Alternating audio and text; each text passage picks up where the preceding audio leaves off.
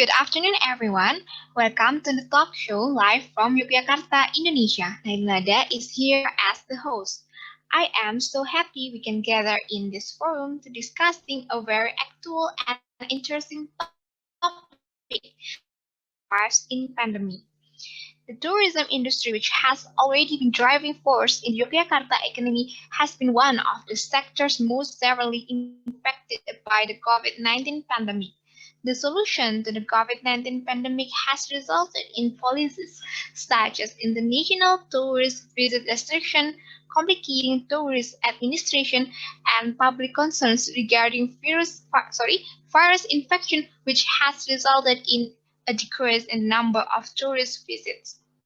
From 2019 to 2020, there were 4 million tourist arrivals, down to 1.3 million in 2020, and it seems that this pattern will continue in 2021. During the pandemic, the city of Yogyakarta, Indonesia's largest tourist destination, must demonstrate its resilience. Around the same time, the government must be prepared to compete for tourist market share after the pandemic ends. Today, three interviews have agreed to meet with me to discuss how the tourism industry will survive a pandemic. We will get information from three sides: government, hotel owner, and from street vendor or in Indonesian known as PKL. Good evening, Lintang, from the Tourism Office of Yogyakarta City. How do you do? Good evening, I'm good. How about you, Nailu? I'm fine too, thank you. And we have Sherry as the representation of Hotel Association and Edwin Blue, also the owner of Horizon Hotel. How are you, Sherry? Hi, I'm doing great. How about you, Nailu? Oh, I'm good too, thank you. Okay, and the last one, Hannah will give her opinion as a trinkets and clothes traders in Malioboro. How are you doing, Hannah? Hello, I'm very well. By the way, thank you very much for the opportunity to be invited to this talk show. You're welcome. Awesome. We will go straight to the point of the talk show. I want to know how is it going in our tourism from the government side. Lintang, how is the condition of the tourism industry in Yogyakarta after the pandemic? Entering the second year of the pandemic, the condition of tourism in Yogyakarta is experiencing tremendous pressure, which affects all sectors that support the industry. And the number of tourist visits has indeed decreased dramatically to more than 50%, but in fact, this condition is still better than the another regions such as Bali, which has decreased tourist visit up to around 100% because they rely on foreign tourism. So Yogyakarta is much better than the another region in tourism.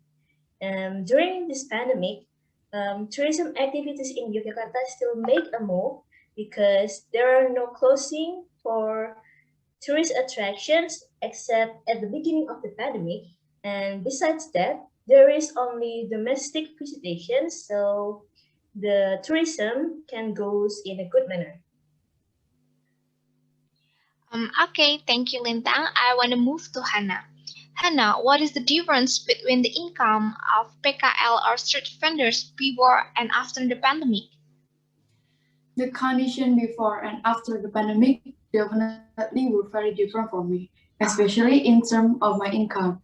I suffered significant losses selling during the pandemic. As is well known, the government has established policies related to the handling COVID-19. Among them are the enforcement of restriction of community activities, large-scale social restriction, or what is commonly called by PSBB, and restriction on operating hours at night. Yes, this policy is indeed a form of government effort to minimize COVID-19 victims, but On the other hand, this policy can be an obstacle for the lower economic community like me, who is a PKL. With traders experience huge losses. Even I was forced to experience a decline in turnover up to 50%. Expecting a return on capital is a small thing at this time of the pandemic. Moreover, expecting that profit from sales. I only hope that the government can mediate in this case by making policies can be solution for all people affected by COVID-19. Hannah, so in this crisis time, how does the PKL or vendor traders strategy so they can continue to do business during the pandemic? Okay, the government's new policy, namely New Normal, by implementing new habit adaptation during the pandemic, has become a glimmer of hope for us PKL to reorganize our business. However, there are difficulties in restoring buyers' confidence in the merchandise as sold since the COVID-19 pandemic, like the buyers view that the goods we sell are dirty and can be a means of transmitting the coronavirus because they are not sterile. So with this view, it raises a new idea for me to be able to create a new business sales item, which of course it's implement using the existing health protocol. And how can I get full trust from buyers in sterilizing the goods I sell? So it was a few days ago, to be exact, 8 days ago, I tried to reverse the condition that was bad luck for me to become an opportunity that in this condition, I should be able to sell something that can be useful to people around me, interesting, and of course, many people are looking for it because it is a very important need in this time of this pandemic. And finally, I decided to sell cloth masks to the general public. Initially, sales were still low, so I decided to do a marketing strategy that could attract the attention of buyers, such as giving a discount for every purchase of 3 masks, make a diversity for the business like adding more mask motif and style, and also add a new item that is special.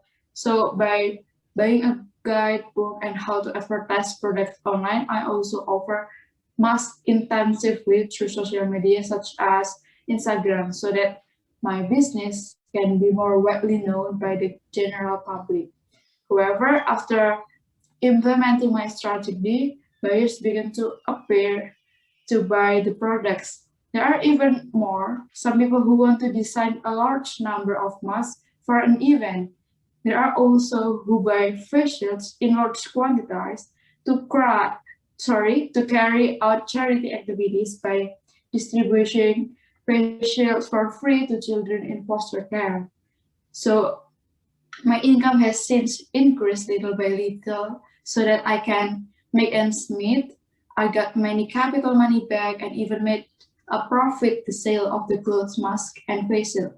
I think that is how my strategy is to stay in business during the pandemic. Okay, thank you, Hannah. I hope all of the street vendor can find the most effective strategy to keep the existence in the pandemic. Now, I want to know hotels' condition. Sherry, how do hotels implement COVID-19 health protocols in service to hotel guests? In that, Okay, in the current condition of the COVID-19 pandemic, we always try to serve the best service for our guests.